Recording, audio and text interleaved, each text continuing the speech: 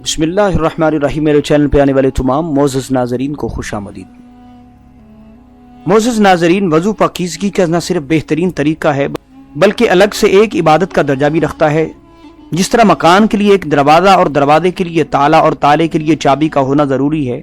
ویسے ہی جنت میں جانے کے لیے اسلام اور اسلام کے لیے نماز اور نماز کے لیے وضو ضروری ہے۔ نبی اکرم صلی اللہ علیہ وآلہ وسلم ارشاد فرماتے ہیں، نماز جنت کی چابی ہے اور وضو نماز کی چابی ہے۔ اس لیے حدیث پاک کے یہ بھی الفاظ ملتے ہیں کہ اس کی نماز قبول نہیں جس کا وضو ٹوٹ جائے جب تک وہ دوبارہ وضو نہ کر لے،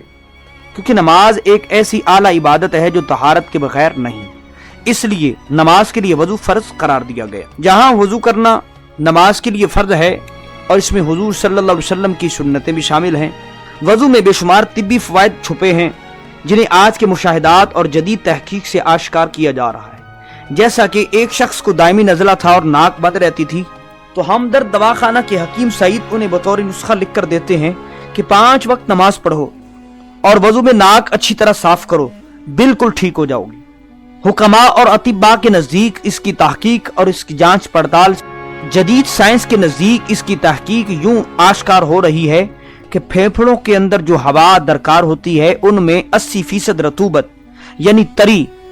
اور 90 ڈگری درجہ حرارت درکار ہوتا ہے،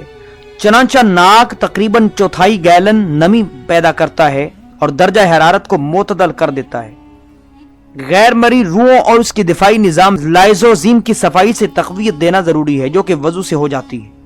اسی طرح امریکن کونسل فار بیوٹی، جس کی سرکردہ لیڈی ممبر، اس نے لکھا کہ مسلمانوں کو کسی قسم کی کیمیائی لوشن کی ضرورت نہیں، وضو سے ان کے چہرے کا غسل ہو جاتا ہے اور چہرہ کئی امراض سے محفوظ ہو جاتا ہے۔ اسی طرح محکمہ ماحولیات کے ماہرین اور جلد کے ڈاکٹر سکن اسپیشلسٹ کے مطابق چہرے کو دن میں بار بار دھونے سے کئی امراض سے بچا جا سکتا ہے، جیسا کہ جلد کی رنگت کی تبدیلی، چہرے کی الرجی، کیل مہاسے، گرمی دانے سے تحفظ حاصل کیا جا سکتا ہے، اور وضو سے چہرے کا مساج ہو کر حسن اور بڑھ جاتا ہے۔ اسی طرح آنکھوں کی تری کم کرنے کی وجہ سے نظر کی کمزوری اور اندھا پن ہونے کا خطرہ ہوتا ہے۔ وضو سے آنکھوں کے ارد گرد جو بال ہیں جس کو آئیبرو کہا جاتا ہے، اس کو دھونے سے یہ بیماری لاحق نہیں ہوتی۔ اسی طرح ایک یورپی ڈاکٹر نے ایک مقالہ لکھا، آئی ویدر اینڈ ٹیتھ، جس میں لکھا کہ آنکھوں کو روزانہ کئی بار دھویا جائے ورنہ کئی امراض چشم پیدا ہونے کا شدید ڈر ہے۔ بیلجیم یونیورسٹی کے ایک طالب علم کو اسلام کی دعوت جب دی گئی تو اسے وضو کے کچھ فوائد بتائے گئے۔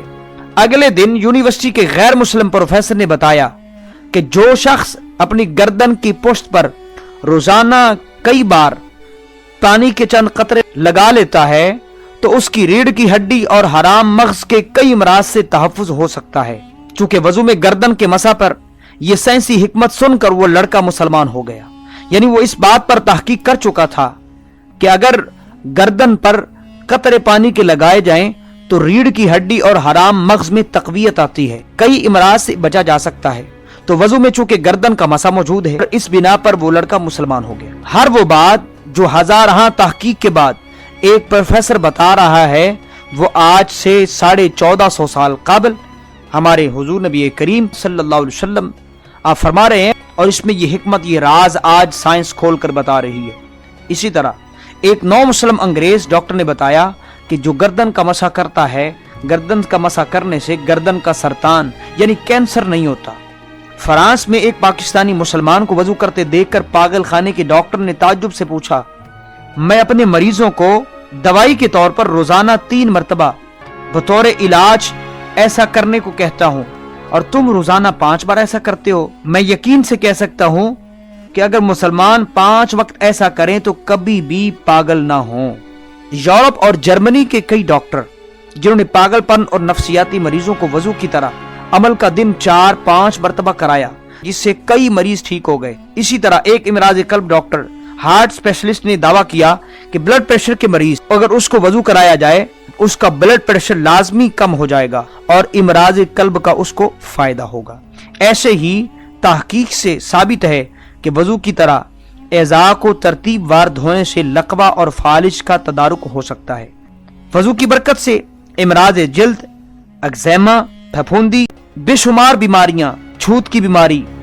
اور گردن کی بیماریاں اور گردن توڑ بخار کا تدارک ہو سکتا ہے اگر وضو کو اپنی زندگی میں شامل کر لیا جائے۔ موجودہ دور میں کرونا وائرس جیسے موذی مرض جس نے ہزاروں جانوں کو لقمہ اجل بنا لیا ہے، 200 ممالک اس مہلک مرض کا شکار ہو چکے ہیں، تو ماہرین صحت نے احتیاطی تدابیر میں جہاں صفائی ستھرائی کا مکمل خیال رکھنے کا حکم کیا ہے، وہاں بار بار جراثیم کش کیمیائی محلول یعنی سینیٹائزر کا استعمال کا حکم دیا ہے، وہاں بار بار ناک میں پانی ڈالنا خاص کر نماز اور وضو کا حکم بھی جاری کیا ہے۔ تو ثابت ہوا 1400 سال پہلے ہمارے پیارے نبی کریم صلی اللہ علیہ وآلہ وسلم نے جو ارشادات فرمائے سائنس آج تسلیم کر رہی ہے۔ ویڈیو اچھی لگی تو شیئر کیجئے گا، میرے چینل کو سبسکرائب کر کے ساتھ لگے بیل آئیکن کو دبا دیجئے گا تاکہ مستقبل میں آپ کو ہماری معلوماتی ویڈیو مل سکے۔ ملتے ہیں نئی ویڈیو کے ساتھ، تب تک کے لیے اللہ نگہبان۔